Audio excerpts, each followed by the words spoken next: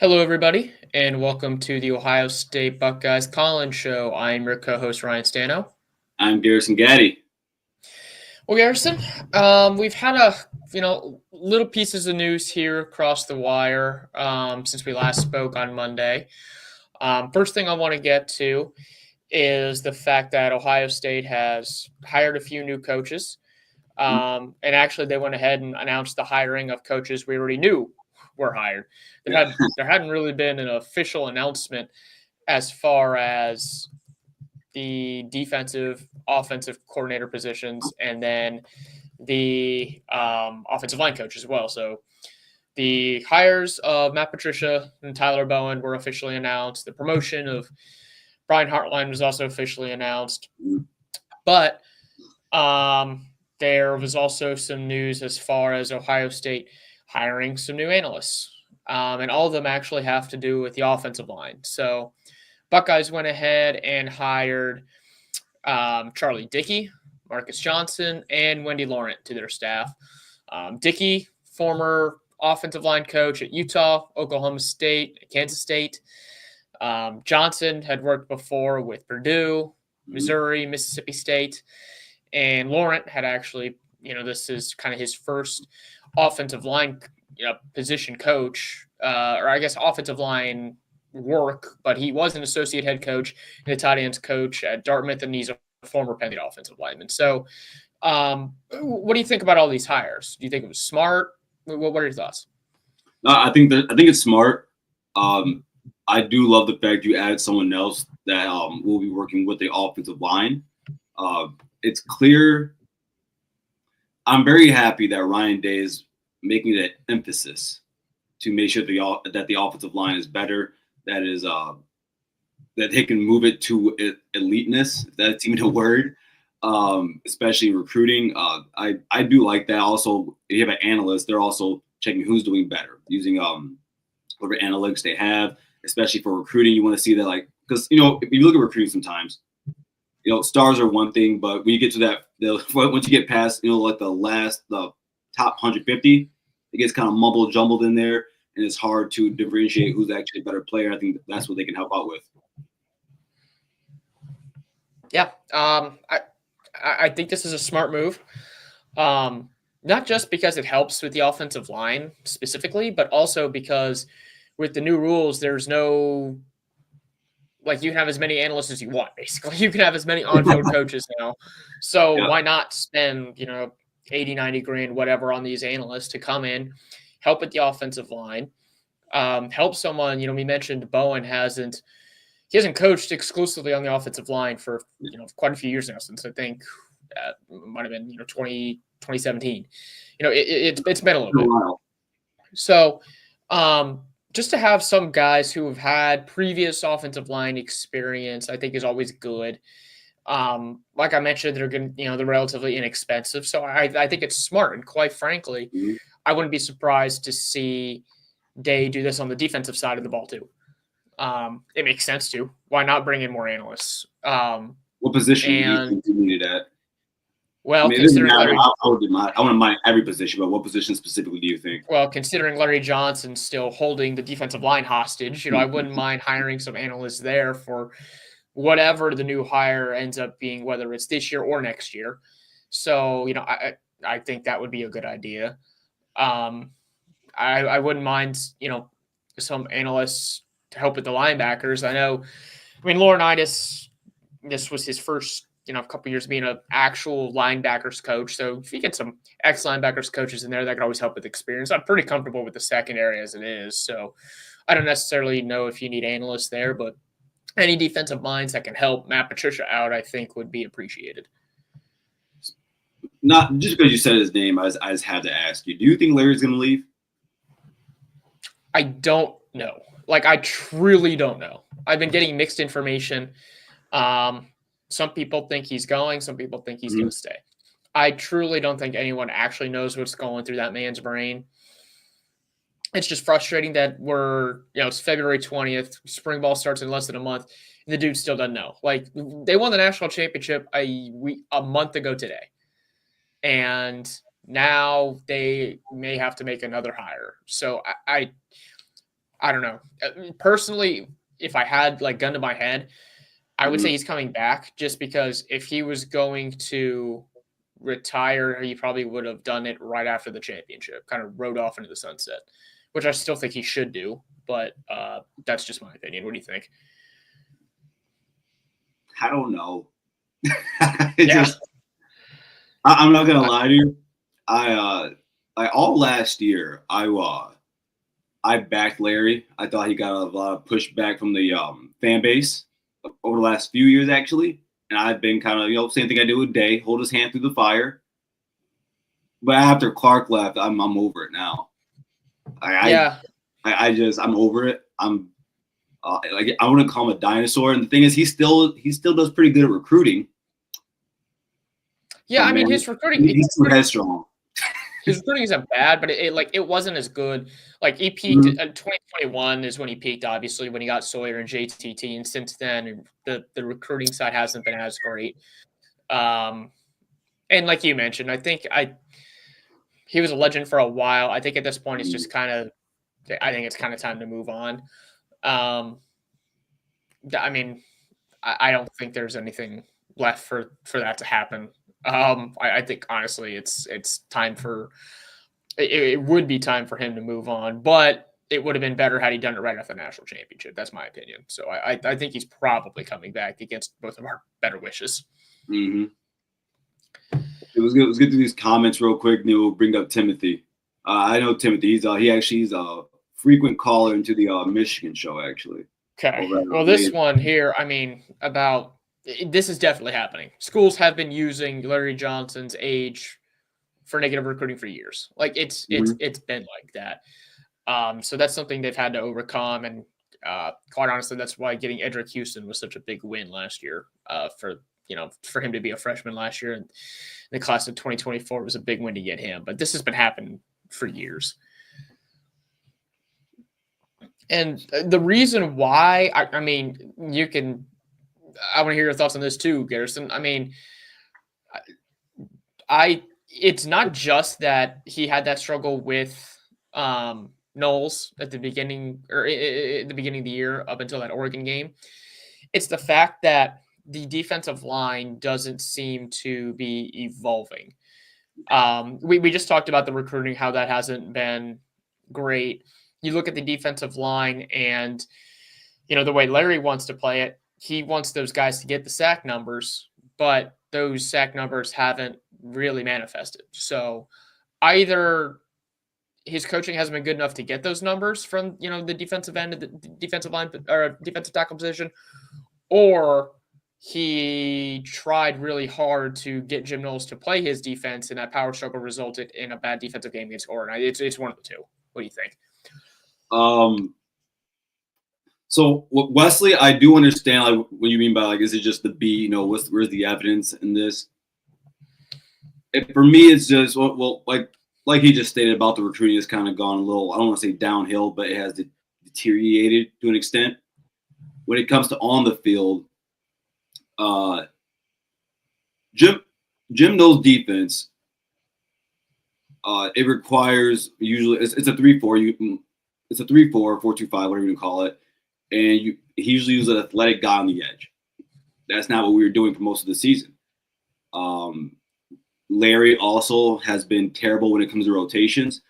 I think back to the Notre Dame game the previous season. And if you look at the snap count, JTT and Jack Sawyer played every snap of that game.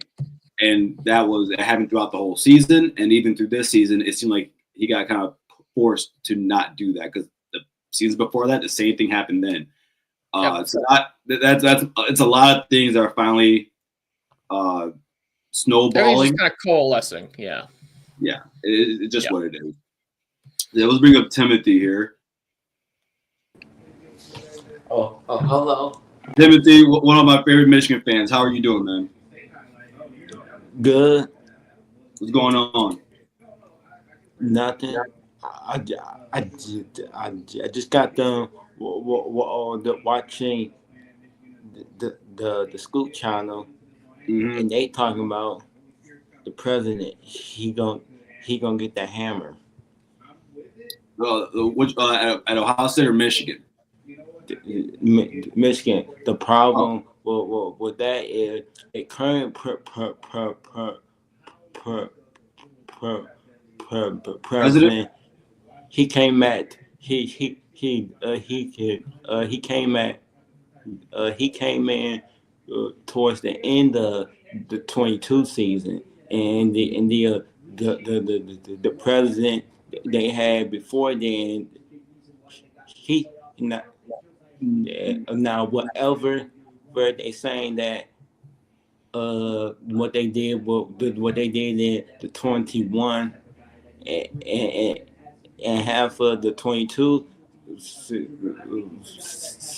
season, the other Michigan president, that guy is actually the responsible that what happened then. The current guy, he came in late October and early November. So any cheating, that they claim that that was done in the 21 season, he is actually not responsible since he wasn't the president at the time. Sure, yeah. And go ahead, Garrison. No, I was gonna say like from a Buckeye perspective, yeah, I want to say Santa Ono. He's not going to be held responsible. I mean, I don't think the president will be held responsible for anything. I don't care who it is. I mean, and the cool thing is, I mean, if you're the ex-president, you're already gone. You know, like, well, you know, what are you going to do? I mean, he's got his millions. So I think if their past president was probably still in, maybe I don't know. I don't know what could happen really to him, because it's at the end of the day, the NCAA is they would have hit the coach, the program, the athletic director. I don't know, Ryan. Have you ever seen anything really happen to an athletic director for? You know, it depends. Like if it's a repeat offender situation, which Michigan would be considered a repeat offender, but I mean, generally no. So I don't think Ward Manuel is going to really get anything. Typically, when that happens, it's when multiple programs, like multiple athletic programs, have issues. So I think he probably skates any punishment, but yeah, I think any punishment would come down to Sharon Moore, because he was still there, and the program at large, and they'll probably take away scholarships, probably vacate some wins, but and we talked about this before, I don't think they end up taking away the championship. I don't think that's something they're going to do. And, I wouldn't be surprised. The last time they did that, I think Urban Meyer, they couldn't go to that playoff that one year. Yeah, they had that bowl ban in 2012, which, I mean, knowing what they have now with the NIL rules, that's the most ridiculous scandal in college football history, the tattoo gate. But I would not be surprised to see a ruling just in general come down from that Stallions cheating scandal sometime either late summer or early fall. I wouldn't be surprised if it happened before the season started. Yeah, some of your fans, they beat but some of your fans, they be in the Buckeye Scoop with comments, and they be talking about the only reason they won it all because of their offensive line, but we all know at one point nobody trusted Ohio State to play in the after that the Michigan game. Nobody really trusted Ohio State to win it all because of the injuries. Yeah, And this comment here. If it wasn't for that 80-yard fumble recovery by Jack Sawyer, yeah. Y'all would have been Ohio State. They would have been watching Notre Dame losing the Texas or Texas Oh losing no. to them. Oh No, no. that's why We, it's we, one of the best plays ever. yeah, I mean, listen. I mean, we were winning. It was fourth down, and at the end of the day, yeah, Sawyer scored the touchdown. Yeah, That's all that matters. That's all that matters.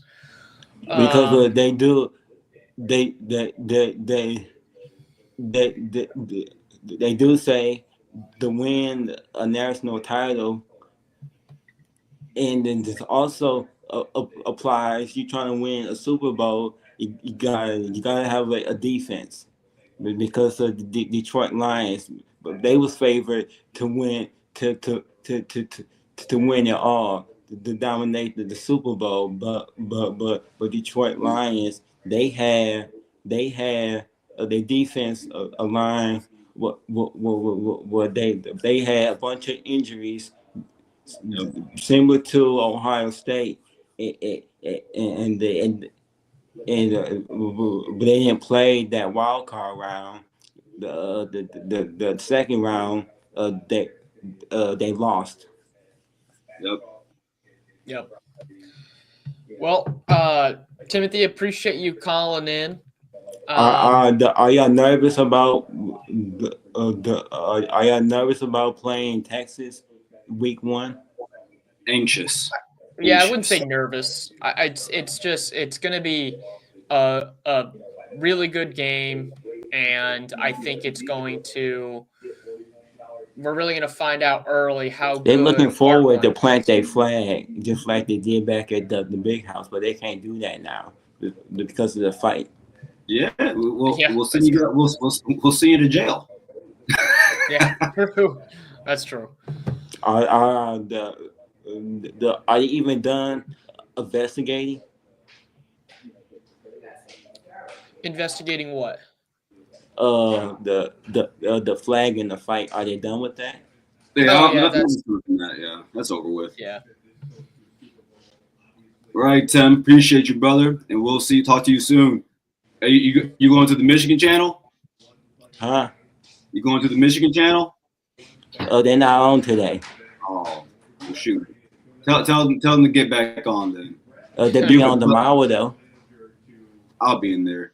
But thank you, man. You have a blessed night. All right. All Yeah, right. see you, Tim.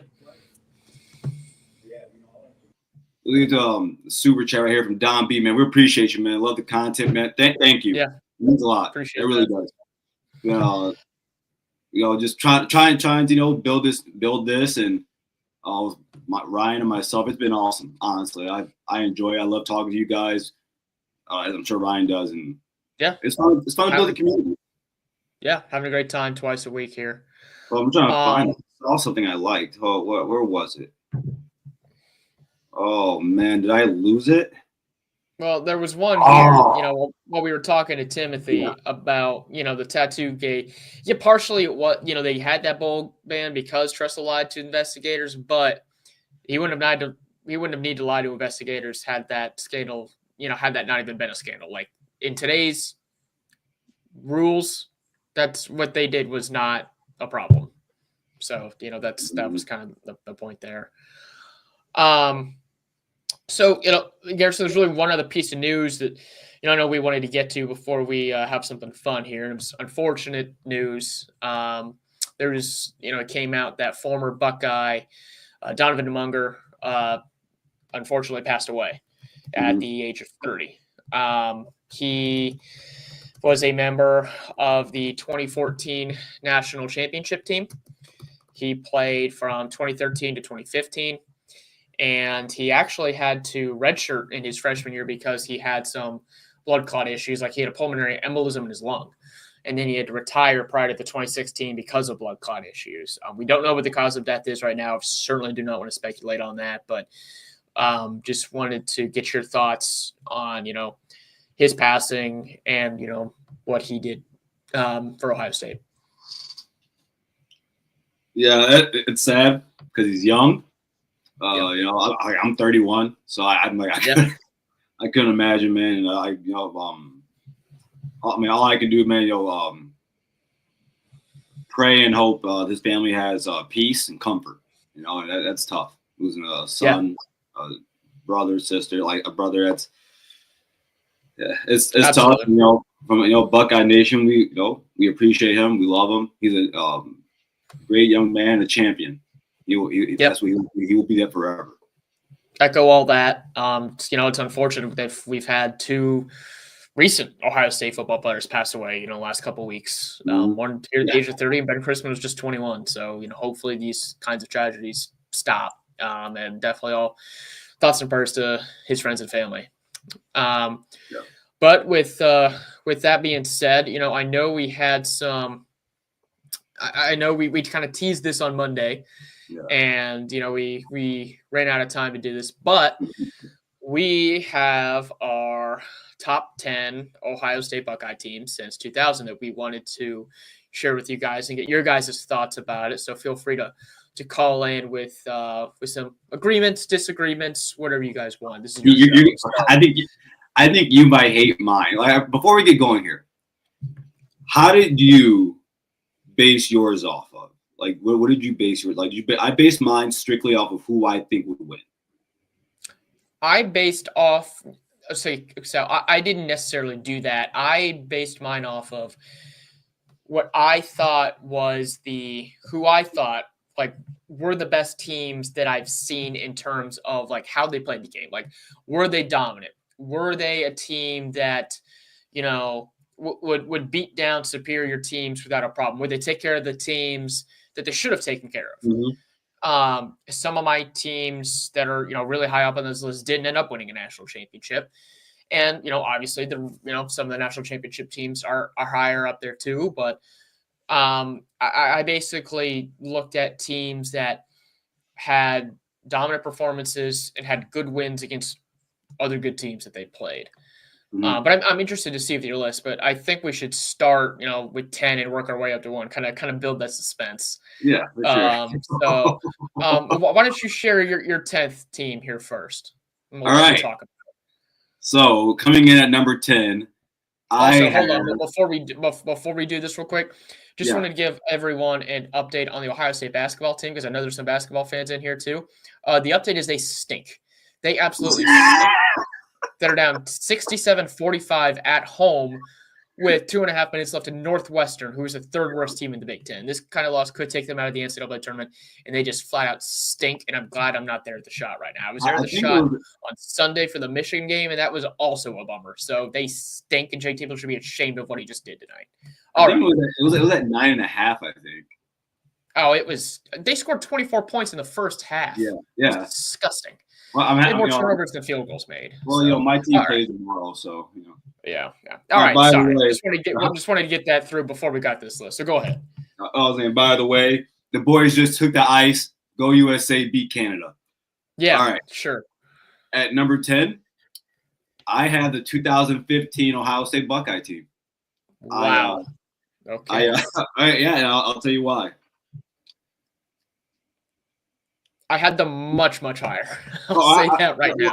I'm not mad at you for it, but this is what I based it off of. The quarterback play. And though a lot of that has to do with who was starting, and I understand that Zeke was phenomenal, 1,800 yards that season, 23 touchdowns rushing. The team I have ahead of them, I think would win. I know we went about this differently. Yeah, but I think we would win. We'll get there. Because man, that quarterback play is just bad. And if you can only run the ball, I think there's some Ohio State teams you just can't do that on. Okay. I had them much higher. We'll get to them on my list later. My 10th team is actually the 2003 team. And this was the team that had come right after the national championship. Okay. They were still a really good team. They were missing some key guys, obviously. So they didn't have Maurice Clarett. He didn't play. He was that whole saga. He only played 1 year. I don't want to rehash all that. I know that still frustrates you as well. But they didn't have Michael Jenkins, who is one of the best wide receivers, in Ohio State history. And they had a lot of turnover in the defense. No Mike Doss, no Will Anderson. I'm not Will Anderson. But no Will Smith. No, they had a lot of good pieces, but they weren't able to put it all together. And really, what ended up making them miss a chance to defend their national championship was that final game. It was Tressel's only loss to Michigan, and it was a game they, quite frankly, they still could have won. But that was the bummer. They were still a really good team, and they were one of the teams that had a shot to repeat, but they just couldn't quite do it. So they get 10 on my list. Okay. I wasn't expecting that. That's okay. I like that. All right. So coming in at number 9, I have. I'm gonna kill for this list, but I like my list. Okay. I have the 2021 team. Okay. They were not on my list. Yeah, though they were bad at defense. Yeah. Man, what that offense could do. I think it was the most prolific passing attack in Ohio State history. I mean, you think about that game. Think about that Michigan game. They lost because of their defense. I mean, CJ had 390 in that game, 2 touchdowns. Two touchdowns. He also had a couple interceptions. Yeah, which the last one I don't necessarily blame him for. That was 22. You're right. I might think it was 22. And then I think that Travion Henderson being a freshman that season, I thought he was electric. I think halfway through the season, it was a time when he was averaging a touchdown every 7 touches. I just think that offense like that is just glorious. And though the defense was bad, I thought that made up for it compared to some of these other the 2015 teams. Who do you draft? Okay. Interesting choice. My 9th team.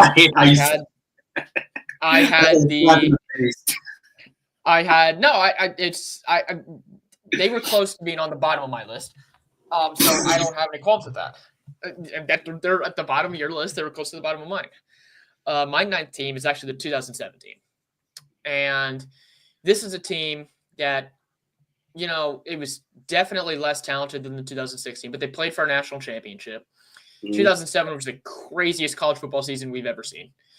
They lost to Illinois in the second to the last game of the season, and after they destroyed Michigan with Beanie Wells running all over them, they thought they were playing the Rose Bowl. That famous picture of him with, a rose in his mouth. It's because they thought they were going out to Pasadena. And then West Virginia crapped the bed. Dennis Dixon tore his ACL at Oregon. They crapped the bed. Kansas State lost. Missouri lost there at the end. And all of a sudden, Ohio State found themselves not even just as the number 2 team, but the number 1 team in the country. Yeah. And they had a real shot to beat that LSU team in the title game. I still don't understand how Austin Spittler missed that blocked punt. I mean, the ball went right through him. They got called for roughing the punter, and then LSU went down and scored. Ohio State was up 10-0 to start this game. It's frustrating to watch. They still had a lot of talent. I mean, like I said, they had Beanie Wells, they had James Laurinaitis. They had a lot of talent on both offense and defense. I mean, but Todd Beckman as a quarterback, he just wasn't a guy who was going to raise the ceiling that, enough for them to win a title. So they played for a title. They were still pretty good. I have them at number 9. Okay. I had them a little bit higher. Oh, okay. Yeah. At number 8. All right. Listen, before I say this, everybody, hear me out when I say this, okay? At number 8, I have 2002. Okay. They are higher on my list. Yeah. And if I was if I was doing the greatest teams, I would have them there because greatness, it comes to a lot of different other things. Sure. Listen, man, let's be honest here. I don't know. I'm trying to say this nicely. I love Craig Krenzel. Doesn't sound like it's going to come out very nice. Sounds like you're about to bash Craig over the head with a tire iron. Craig, leading rusher in the national championship game, a leader among leaders. If I had to do a hierarchy of leaders at quarterback at Ohio State, I would argue him number 1 or 2. I thought the defense was really elite. He had a lot of guys on the team. Mike Doss, as you mentioned earlier. You even had AJ Hawkins, a freshman on that team. You're talking about Chris Gamble, one of the greatest athletes to play college football. I don't care what anyone says. Before you knew about Jabril Peppers, before you knew about Travis Hunter, my friends, there was a guy named Chris Gamble who played every single snap in the national championship game. Yep. Maurice Clarett, one of the sole he is the sole reason why I love Ohio State football as much as I do. But I just can't. I mean, Matt Wilhelm. There's a lot of guys on that team that I love. C. Grant. Shout out to C. Grant, man. The other safety. Donnie Nicky dropped that pick that he had. I mean, Donnie Nicky was the other safety. Yeah. No, it was who am I thinking of? Dustin Fox. He's corner. Dustin Fox. Corner. Yeah. Look, man, hey, he was ahead of his time. White corner, ahead of his time. Yeah. Yeah, he had a little bit of time in the NFL, and then white corners went extinct until Cooper DeJean came out. But the teams I have ahead of them, they're not beating them. They are not. So we'll have a further discussion about that later because I've got them higher, and then I want to have a full discussion on the 2002 team. I'm down. Okay. My number 8 team, I had the 2016 team. So this is the team that 2016. So this is the team that beat Michigan in double overtime in the shoe to make the college football playoff. You know, the Curtis Samuel going in there. The JT wasn't short game. And this team's defense was nasty. I mean, Malik Hooker had 7 interceptions this season, 3 returned for a touchdown. They had some nasty defensive linemen out there still. I mean, they had Mike Weber, doing good things at running back. They still had Zeke. I'm sorry, they just lost Zeke and they replaced him with Mike Weber. The defense, I mean, they had Marshawn Lattimore, Jordan Fuller was a freshman there. I mean, Darian Conley. I mean, their secondary was pretty nasty. But the offense is where I had the problems, and that's why they're so down on this list. JT wasn't as prolific as a passer in this season as he was in 2014 or 2015. Oh, say what it was. He was bad. He was bad. I'm not going to say bad. You and I have different opinions on he had a game. He was like 4. Like what was it like? You know what was bad? You know what was bad was their wide receiver core. KJ Hill was the only like halfway decent guy they had. I mean, it was Johnny Dixon, Benjamin Victor, Dontre Wilson, who I never liked. We're gonna have that conversation soon. Yeah, that's fine. We can have that conversation. The offense just and honestly, we saw it in the playoff game. Mm-hmm. Clemson kind of put the boot to them. It was disgusting. They didn't. If their offense was better, you don't get blanked 31-0 by Clemson. You just don't. So that's why they're that low on the list. Oh, well, I'm right there. I had this same team at number 7. Okay. Nothing else to say. I remember watching that game when it was 31-0. I couldn't believe it. I just couldn't believe it. It was probably the most, when it was funny. Everyone kept saying, "Oh man, this is the most embarrassing loss in Ohio State history this past season, losing a 7-5 Michigan team." Nuh-uh, not for me. That was embarrassing. The Clemson game was embarrassing. That's embarrassing, but you don't get beat 31-0. Yeah, you don't. To answer this question real quick, the OC with JT for that season, it was a combination of Ed Warner and Tim Beck. And Tim Beck will come up later here on this list. Tim Beck, I'm glad he's no longer associated with the Ohio State football program. That's the nicest way I can possibly put that. So that was your number 7 team. So my number 7 team is the 2006 team. And this team Where's it again? The 2006 team. This team was really, really good for a lot of the season. They were able to beat Texas when they were ranked number 2. They beat Michigan when they were ranked number 2. Even in the 1 versus 2 matchup. They looked like a team that was on a mission to win the national championship, being one of those all-time teams. I mean, that was the Troy Smith Heisman year. It's the last Heisman Trophy winner Ohio State's had. Beanie Wells, Antonio Pittman with the two-headed monster, Ted Ginn, Antonio Holmes, Anthony Gonzalez, wide receiver core. Representative Anthony Gonzalez. Yeah, sure. Defense was still good. I mean, you had A.J. Hawk, Bobby Carpenter, Schlegel. Laurinaitis was, young there too. Wasn't getting his full playing time there. The whole team was set up to win a national championship, and the reason why they only come in at number 7 is because of the egg that they laid against Florida. I mean, after the opening kickoff return for a touchdown, they did absolutely nothing. Like, it was diddly shit. Yeah. They couldn't move the ball on offense. Troy Smith kept getting sacked. They couldn't stop anybody. They let Chris Leak and Tim Tebow to do whatever they wanted with them.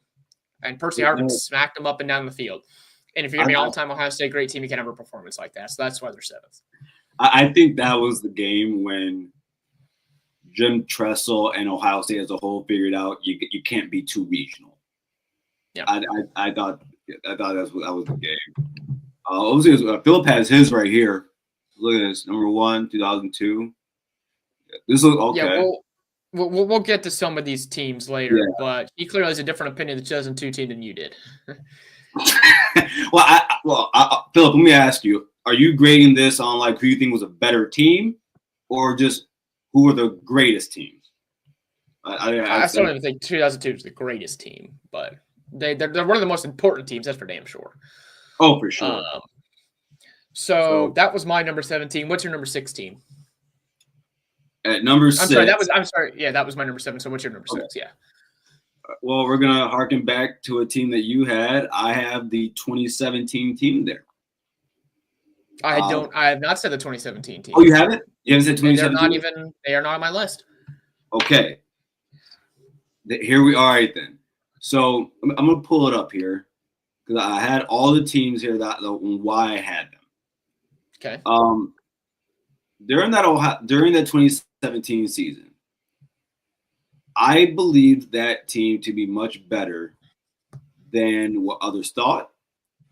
I thought that team, I don't think they reached their pinnacle. I thought they, I'm trying to shut up here because I don't know why my internet is being slow here. But that season, guys, want to go through the roster real quick, and it will tell you why I picked them. JT Barrett season. Yep. And if I could be wrong here. No, I'm right. That was Ryan Day's first season at Ohio State. Yes. JT, I think, had his best passing year, 35 touchdowns that year. And then you remember being able to bring in Dwayne that season against that in that Michigan game. And honestly, I don't think it was a fall off. I thought it looked a little bit better. Talking about Terry McLaurin, Benjamin Victor, Marcus Ball, KJ Hill, J.K. Dobbins, Austin Mack, Paris Campbell, Johnny Dixon, like Mike. I thought Luke Farrell. I thought that team, and it's depressing to see Joe Burrow's name on here. I thought that team had the ability to win a national championship. Sadly, they didn't. But I thought that team was a little bit better than than what they get credit for. So the reason why they didn't make my list, the flag plan against Oklahoma. I mean, to score only 16 points at home in a game where the crowd was, pretty into it at night is kind of depressing. And I mean, you mentioned, Paris Campbell's a good weapon, KJ Hill, good weapon. They weren't able to, quite frankly, do anything offensively, and they should have done better. And then obviously the Iowa game, that's the big one. That's the big stinker. And that's why they didn't get a chance to play for national championship, because you lost 55-24 to a bad Iowa team. And that's probably the worst loss in the Urban Meyer era, if I'm being honest. Which loss? Sorry, which loss? That Iowa loss, that 55-24 loss to Iowa there in the 2017. Coming off that big win against Penn State, and you go on the road and you lay an absolute stinker to a bad Iowa team. I can forgive the 2018 Purdue loss. You know, cancer kid Tyler Trent. They rally around that. I can see that, like rallying. You know, for someone like that, he was kind of their unofficial mascot there. But that 2017 that Iowa loss, I can't excuse that. That's why they didn't make my list.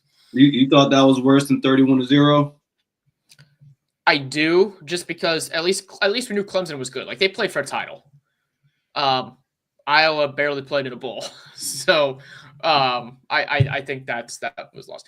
The 17-0 was more, or the Clemson loss was more embarrassing, but this was a worse loss.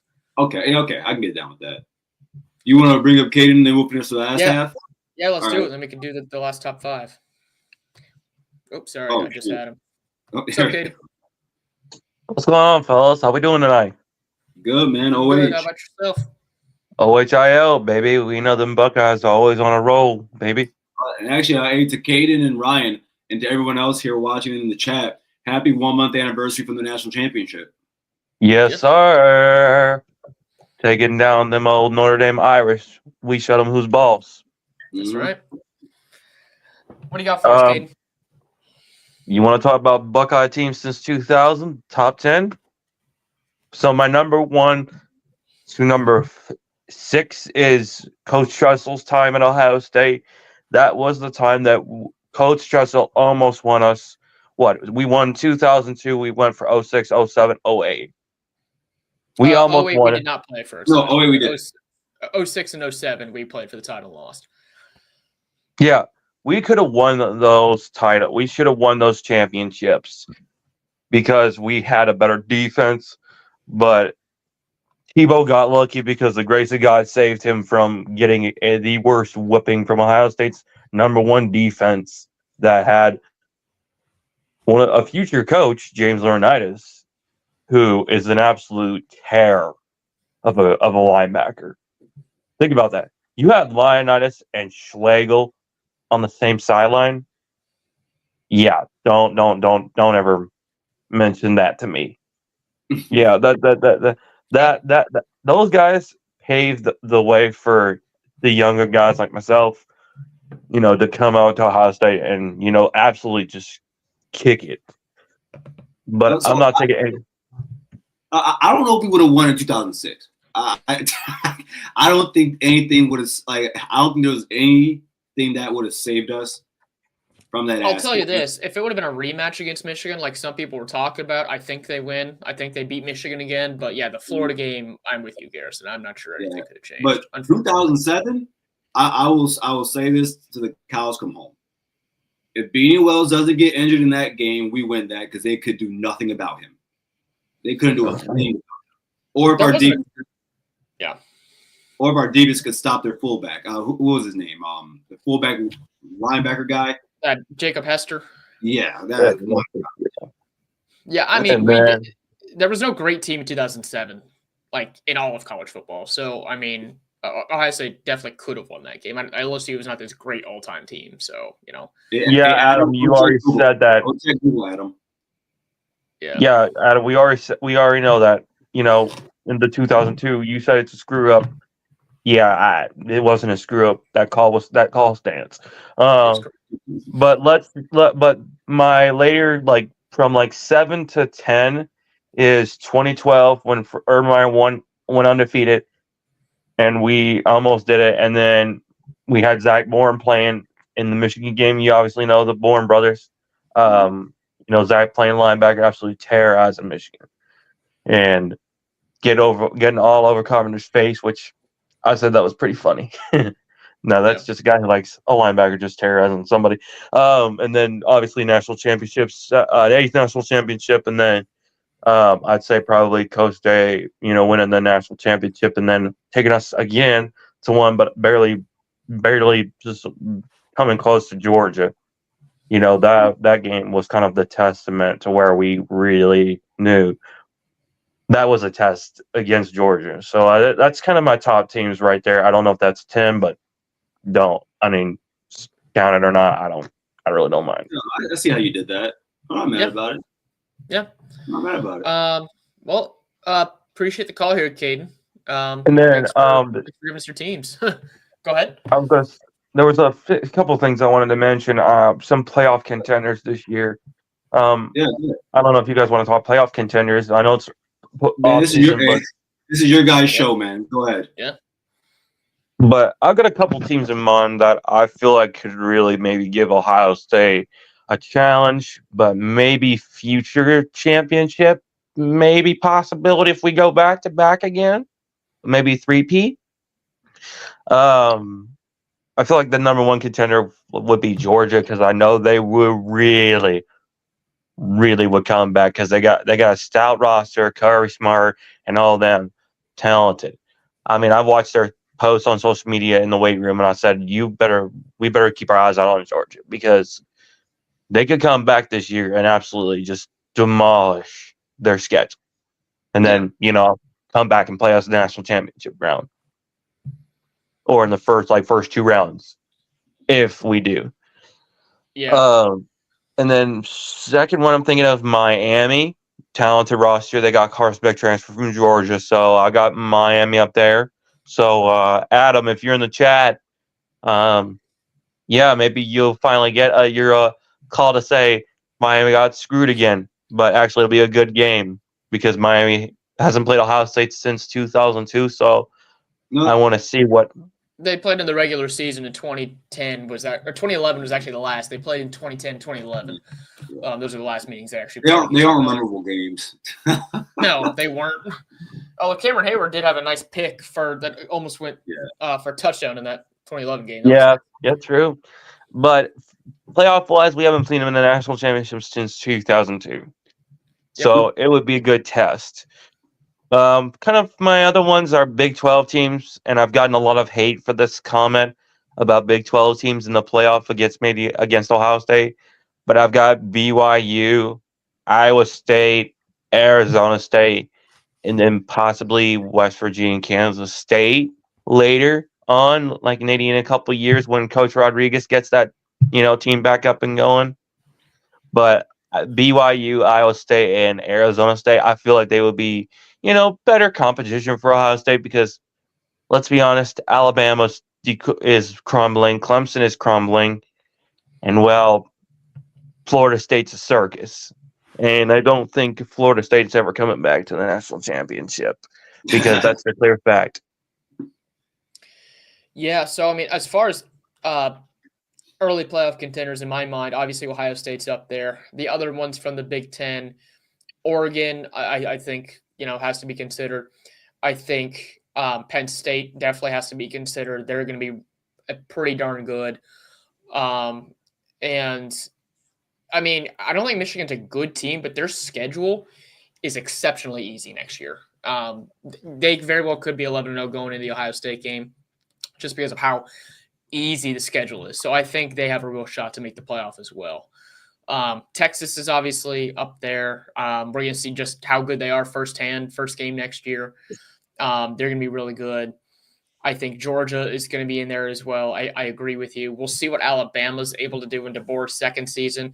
I'm not as bullish on them, but, we'll see what happens with the new quarterback in and now that Milroe's gone. I know he was the cause of some frustration from the fan base there.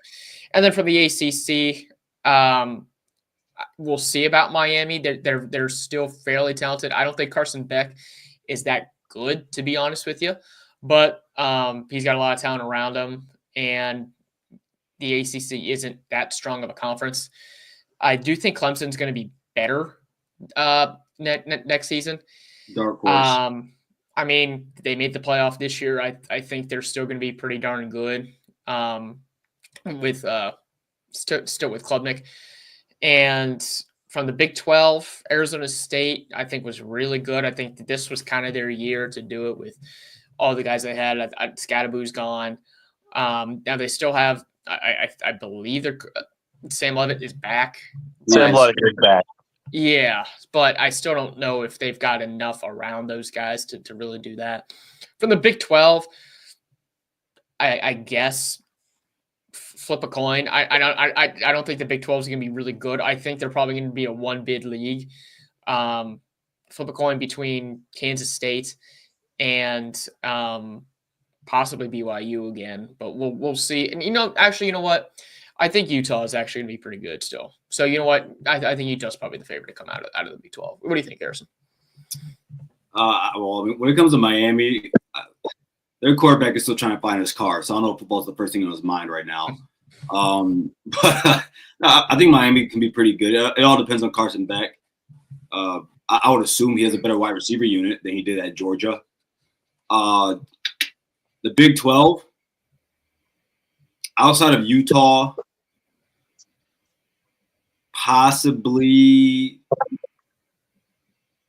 I'm gonna be honest. I don't see anyone from the Big 12 getting to the national championship, and I think if anyone, and I don't believe. I think it's a one bid league. Yeah, and I think the best team in their league, which probably let's just call it Utah, is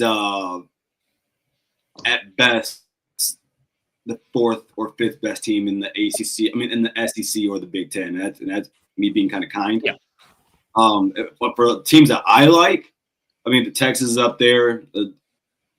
I think Arch Mann's gonna be really good, so I'm gonna put them up there. And they still have talent, even though they do have to replace a lot of guys on that, especially on that offensive line, and on that defense. Georgia, but I want to see what I gotta see what Gunner looks like. I have to see what looks because I'm not high on him. I think from what I have seen so far, I think he is average. Give him a full season, he might be able to figure it out. Yeah, that is very true. That is very true. And then if I had to pick one more, or just someone else pops in mind, Oregon. I mean, are we saying outside the Big Ten? I think he's just saying playoff in general. I mean, Oregon loses a decent amount, but like their schedule's also super easy. Michigan and Oregon drew the easy Big Ten schedule. I actually don't think Michigan's schedule is easy. No, I'm basing that off of what I think Oklahoma. Okay. No. Well, whoa. I think me and you have completely different views on Oklahoma. We might, because Oklahoma stunk last year. They're only going to be slightly better this year. More than slightly. I mean, I honestly agree with Garrett in here that it might be possibly, but as far as I'm concerned, Garrison, I don't see Alabama as a threat, nor Oklahoma, Texas. I still need to see a good amount from Arch Manning because he's still got a lot to prove. Not just because his last name is Manning. Let's get that fact straight. Manning still got a lot to prove. And he can't just be going around bragging his name just because there's a lot of quarterbacks there's a lot of quarterbacks that seem to have a lot to prove. I mean, let's be honest here. Julian Sands got to prove something. Guys like Dante Moore have to prove something. In year two, guys like Dylan Raiola, hell, Drew Allard has to prove. Like, I think there's a lot of guys are in. I think Drew Allar's proven he can be like above average. That's about it. Above average, yeah. But I don't want to have a Drew Aller conversation, but I think like when it comes to Drew, I want to see if he can hit that elite level. I think he's good right now. I'm just going to be honest with you fellas. I don't see Penn State as a threat, nor Oregon as a threat. Penn State's really I'm good. honestly just going to say that. And then as far as Georgia's concerned, it's their defense that's doing most of their work this season. Okay, you can't say Kansas State and then say they're not. It's my listen, Garrison. It's my opinion. It is. So you can't put me there. But honestly, I don't see Texas, Oregon, Penn State, Alabama, Clemson. I don't see them as a threat. I'm only concerned about Georgia coming back because if they want round two, so be it. They're gonna get round two. And Adam, if you're in the comments section listening. Yeah, I'd be careful about selecting Notre Dame because they are a dumpster fire. They need to go through reevaluation at Notre Dame because Marcus Freeman, although good, he needs to get that coaching staff rechecked and that staff and roster rechecked. As far as I'm concerned, as far as ACC is concerned, Clemson, nada. I don't see them as a threat, and neither do I see Tennessee as a threat either. Tennessee, listen, Orange media can talk all you want, but come up to Columbus again, and we'll show you how it's done. How about you do that instead of running your mouth on the social media? As far as everybody else is concerned, Utah is a good team, but I need to see more out of them, especially. Now, that's just me. Somebody can give me crap in the comments, but I don't care. I don't take crap from anybody and nobody. No, you're bucking. As an Ohio State fan. All right. Well, yeah. Well, I mean, we'll see how it all shakes out here in the next season. Ohio State still got some stuff to figure out on their end as well. But Matt Patricia is going to figure out our defense. And once our defense gets rolling after the first game, you already know nobody's going to be standing in our way because that's 100% clear. Nobody. And I mean nobody. Not Texas, not Oregon, not Notre Dame. And I don't want to see Notre Dame in the playoffs again because those guys, done. Nobody. And I say think Notre Dame's nobody going to be is pretty standing. decent, but their schedule early is rough. Like they play Miami in the second game of the year. We'll see how good they are at that point. But I'm just being honest. We'll see.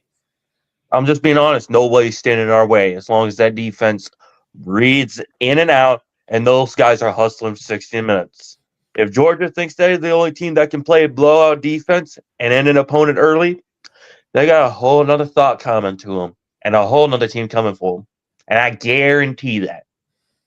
And I'm telling Texas fans, y'all's quarterback ain't safe from getting sacked 16 times.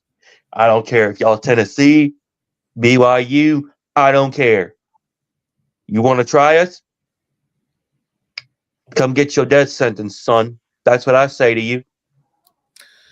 Yeah. Well, appreciate you calling in here, Caden. Yeah,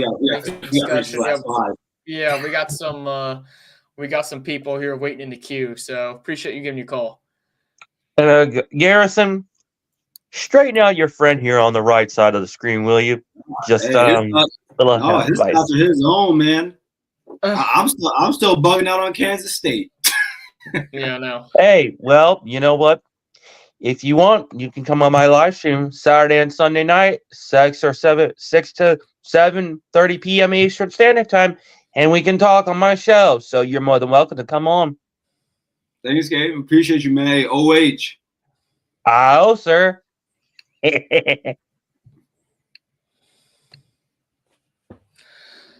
I don't co-sign his Notre Dame opinions, but well, I mean, I think he's right on some of the other college football opinions there. Before we had that, wanted to go back to our teams, and I realized I didn't get to my number 6 team, which is it's actually the 2012 team. And I agree with you, Day 1K. We do have a lot to prove, but the 2012 team is in my number 6 here. They went undefeated. And that was the season that they weren't able to play for a national championship because of the tattoo scandal. And the reason why they are only number 6 is because while I do think they would have beaten that Notre Dame team that played for a national championship, like that's who they would have been playing. They wouldn't have been playing Alabama for that national championship. They would have been playing Notre Dame. The offense was Braxton Miller run right, Braxton Miller run left. Like even then, it wasn't as bad as the 2011 team as far as, that offense goes, but they didn't really have a dynamic offense that could really, truly be relied upon. And quite honestly, their schedule that year was weak. They played 3 teams in the top 25 and no one was ranked higher than 20th when they played them. They played Michigan State, at number 20, Michigan State. They won the game by 1 point. They played Nebraska, who was, a fraud. They were 21st. We beat the crap out of them, 63-38. And then the final game of the year was Michigan. Michigan was ranked 20th, and Ohio State won 26-21. So they didn't play a top 10 or top 5 team or anything like that. Yeah, they went undefeated. I would have loved to have seen what they did against Notre Dame, because if they beat Notre Dame, then they're in the conversation being one of the best teams of all time. But they didn't get that chance. So that's why they're so low on my list. Well, they didn't make my list. Okay. But Interesting. Undefeated team did not make your list. All right. I didn't have them there because of what you said about the offense. That's strictly why. Strictly why. Okay. And a lot. And I thought a lot of those. I thought that though they went undefeated, I thought the Big Ten was dog shit that season. Okay. But I do believe they would have won a national championship. Yep. Without a doubt. And honestly, maybe if they did, maybe if that didn't, if they were able to play for it and won it, I would have probably thought differently. I probably would have had them number. That'd have been in the top 3 for sure for me. So at number 5. Yeah. So you're number 5. What do we got? 2020. Okay. They actually did not make my list. Yeah, it was hard for me to put them on this list, but when I just kind of talked myself into it, I just thought, do I think any of those teams I named before them could beat that team? Hell no.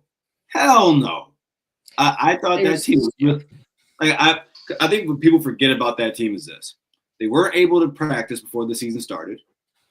They jumped in. They have a few weeks before the season started to practice and had to jump right into it. You won your games. And it was, of course, it was a goofy season. You won your conference, and I can care less what anyone thinks about how it happened. We did it. I mean, people act like it's not like it has to happen before. People forget way back, everyone before your parents are born, there was a time when Michigan beat Ohio State, quarterback got injured, the Big Ten sent Ohio State to the Rose Bowl. So hey, things like that happen. I thought that Justin Fields, one of the top 2 Ohio State quarterback all time in my eyes. Trey Sermon at the end of that year. I all season I was crying for him to start because I don't understand how you could justify having splitting carries at him and Master Teague. I just couldn't quantify. The defense was really good that season. They go into the game against Clemson and completely depants them. Completely. One day we got to have a conversation about Ryan Day and his ability to just trash teams in the playoffs. Well, it has to be a conversation one day. But that's who I have at number 5. So the reason I didn't have them on my list, it was a coin flip between them and 2003 for the number 10 spot, is because they only played 5 regular season games. We didn't get to see their full body of work. And really, I mean, in the playoff, like the Pac-12 was completely taken out of a shot to even really make the playoff. And then they got absolutely smoked by Alabama in that national championship game. I understand Trey Sermon got hurt early in that game, but that shouldn't have mattered that much. Their defense, I mean, Devontae Smith had more receiving yards than Ohio State had total yards in the first half. That's how bad it was. I think that it's funny, but I think people don't forget how actually that game was closer than a lot of people think it was. In the fourth quarter, the fourth quarter, the game was not out of hand. It was still a 2-score game. But Alabama was clearly in firm control. Like at no point did I ever think Ohio State was going to. No. Hear me out.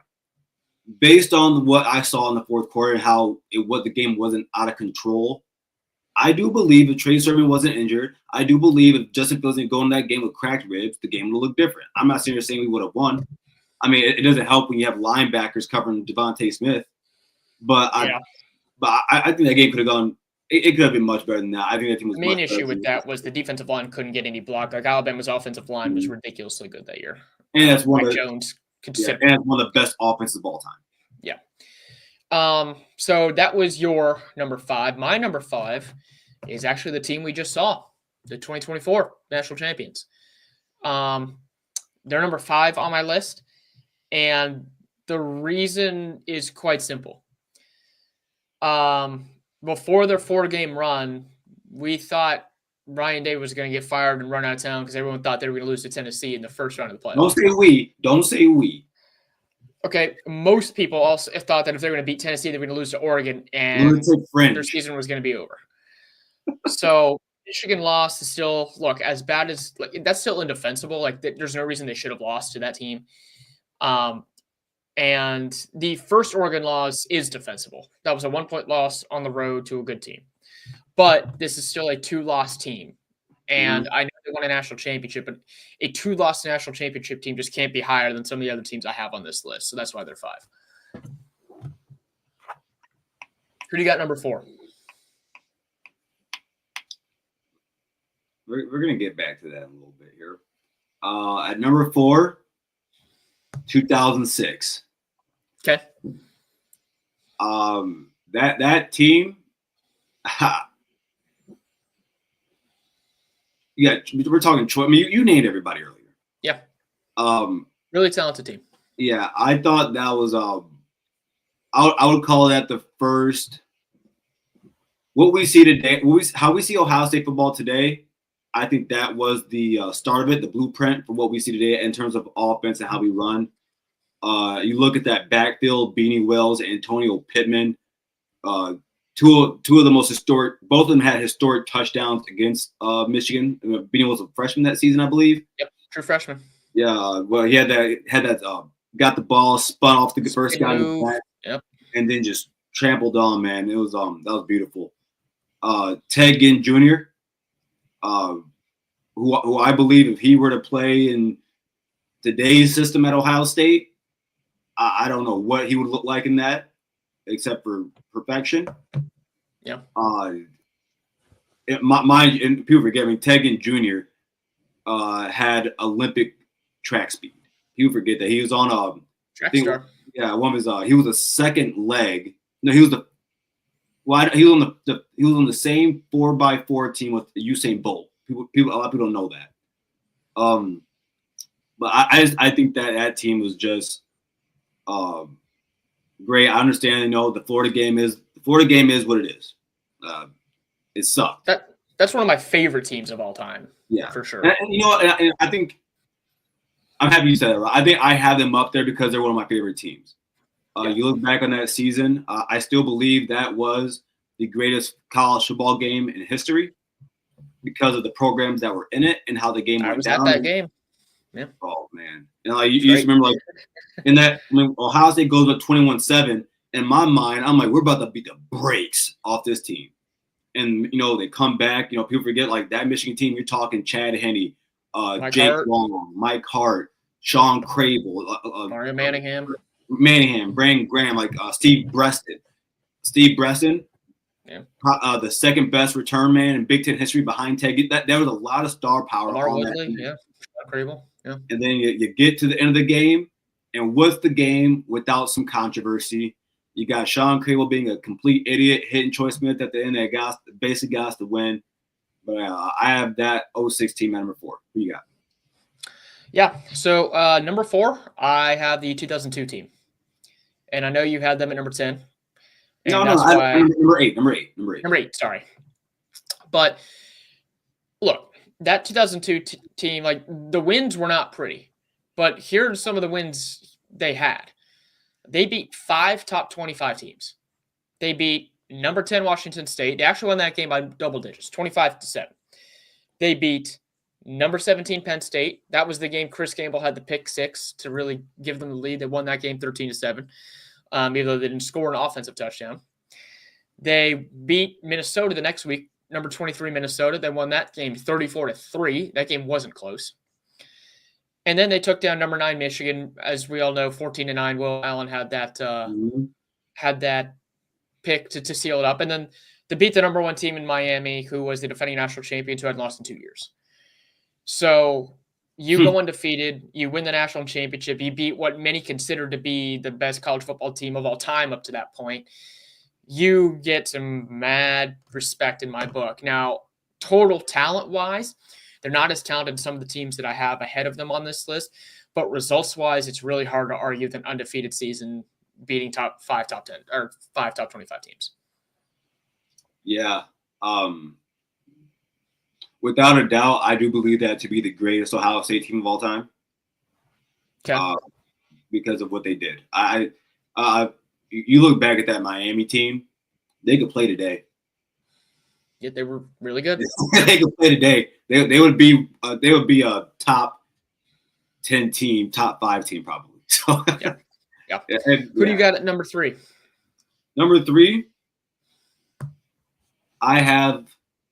the 2014 national champions. I also have the 2014 team at number 3. All right, cool. So we can have a good conversation That's about this. the first one we've agreed on. Yeah, there we go, man. I'm happy. I'm going to assume. Well, no, okay, not yet. But yeah, we'll talk about that. That 2014 team, magical. Magical. Now, I do want to point to the fact that you brought up an embarrassing loss to Michigan. This team had an embarrassing loss, but I just look at that, man, what Ezekiel Elliott did in that 4-game stretch. I'll count the Michigan, that 4-game stretch. Okay. I think that is, in terms of the college football playoff so far, that is the greatest performance in playoff history. I don't think it's close. I think that the fact that we could just give him the ball and expect him to, what was he averaging? Over 7 a carry? Almost 8? Something like that. It was crazy. It was ridiculous. That defense was really good, man. You look at guys like I'm blanking on Michael Thomas, awesome player.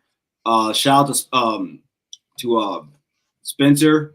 He was actually Evan Spencer was my roommate in 4th grade at the Ohio State football camp. Fun fact. Yeah, didn't know he's gonna grow up to be that. Devin Smith's one of the greatest deep ball catchers ever. He's, in terms of Ohio State, he's second behind Tegan Jr. in my eyes. That was I think that season he was averaging 21 a catch. I don't know what his yards per catch was, but it was high. It was ridiculous. It was ridiculous. And it's really sad that because I remember he came to the Cowboys, and I was so happy. But injuries just got injuries. Yeah.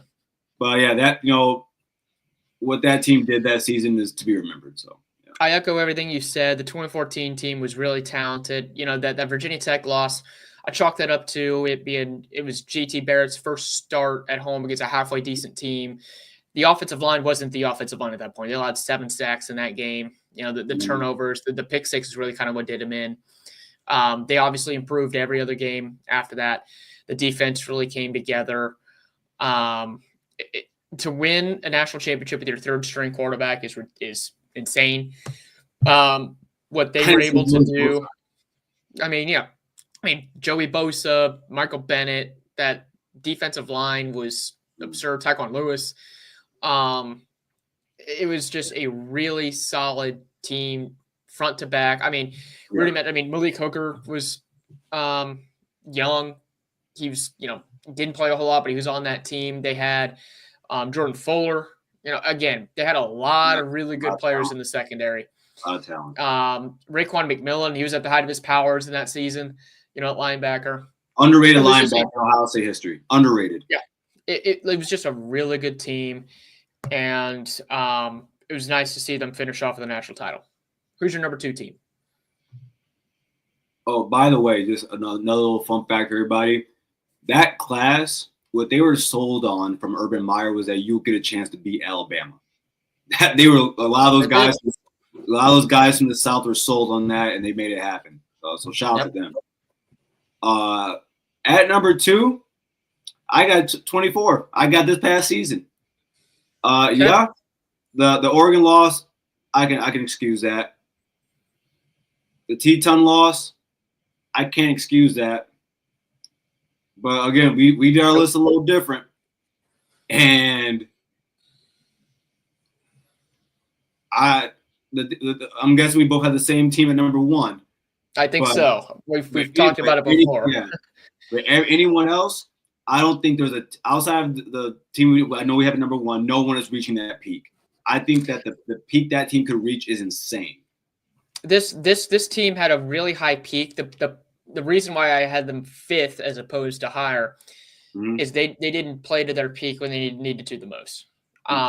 In the game, to only score 10 points is a complete failure. And to turn around and end up winning a national championship out of that is it's insane. It's crazy. That 4-game run might go down as as the best 4-game run ever. But the season as a whole is more than just those 4 games, and I have to take into account everything else that happened. So it's still a really good team. Don't get me wrong. My number 2. Also, just saying, like you think about everything that went into this. Like, everyone's talking about the money you spent. Everyone's talking about Ryan Day. Everyone's talking about. I mean, people wondering if Jack Sawyer and JTT can actually play at elite level. Everyone's asking if Will Howard can actually lead this team to a national championship. People are wondering how the running backs are going to do. Is Judkins going to want to split the ball because they think he has character issues? Everyone's wondering, is Jeremiah Smith really that good? Newsflash, everybody, he's the best fucking player in college football. It's that's probably my second favorite, like in terms of just who I love. Probably my second. Yeah. Cool. And then number one, baby. Hold on. My number two. Got to get to my number two. Oh yeah. Oh, you didn't say it. Yeah, let's hear this. My number two is the 2015 team. We just talked about how good the 2014 team was. That team was a year that team was ahead of schedule. That team was a year early. Almost every single one of those contributors came back for that 2015 team, and they were supposed to be better. They still had Zeke. They still had their entire defense back. Like, they still had Bosa. They still had Tyquan Lewis. They still had McMillan. Like, they had all of these really good players on both sides of the ball.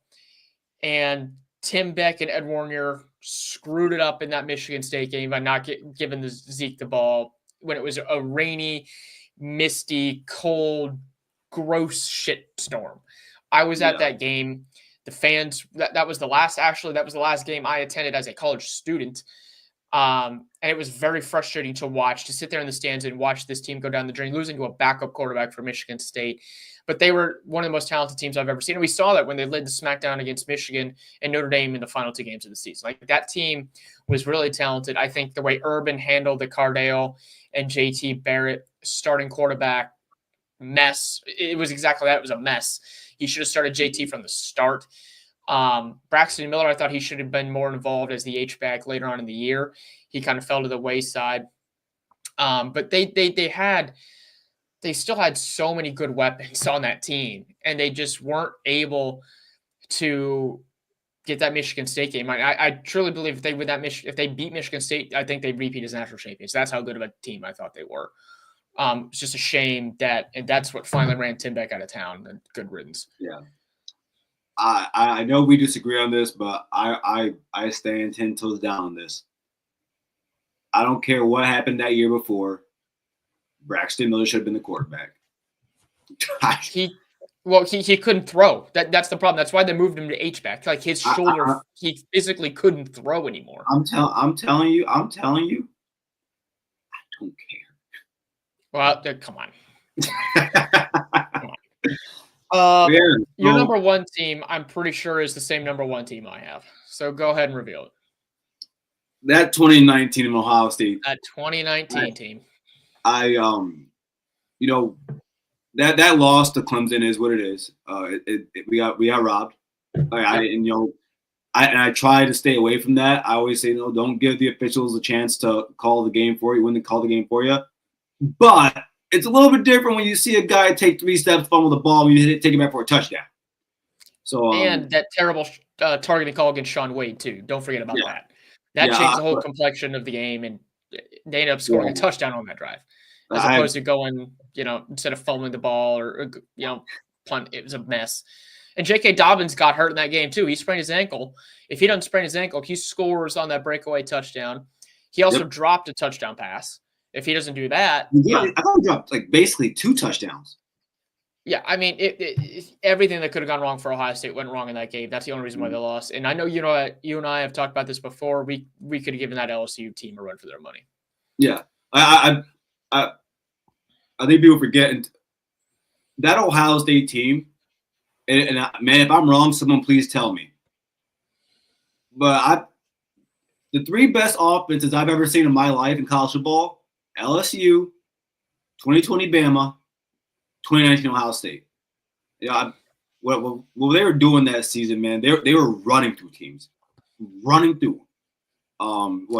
Chase Young is still the most dominant Ohio State football player I've ever seen. Jeremiah Smith has a real chance to jump him on that list for me. But Chase Young, the impact he had was unbelievable. I call Chase Young in my lifetime. He's the best Ohio State player I've ever seen. I agree. what he could do by himself. I mean, what was it, the Wisconsin game? The Penn State game too. Yeah, Penn State, he forced 2 fumbles, had 4 sacks. But yeah, the Wisconsin game also. Oh, wait, did he sit 2 games? Yeah, those 2 games were ridiculous. Yeah, Chase Young. When you talk about Ohio State greatness, he's the guy. And the thing is, the wide receiver unit wasn't all that, but somehow it was good. But I mean, like you said, I wouldn't call it exceptional. I mean, Garrett Wilson as a freshman was a freak. So he was still pretty good. I mean, Olave was good. I mean, Olave was still really good. They had 2 guys who were like still young, but were still really good. So that was good. Think about it, man. Justin had 40 passing touchdowns and 1 interception in a regular season. Yeah. No, I mean, it's not 60 touchdowns, but Yeah. Well, this was fun. I enjoyed that. Thanks for participating, man. Appreciate that. Yeah, absolutely. Well, that'll just about do it here for us tonight. We'll be back on Monday for the primetime show, 8 o'clock, same time as normal. And we'll see you guys then. OH. Ayo.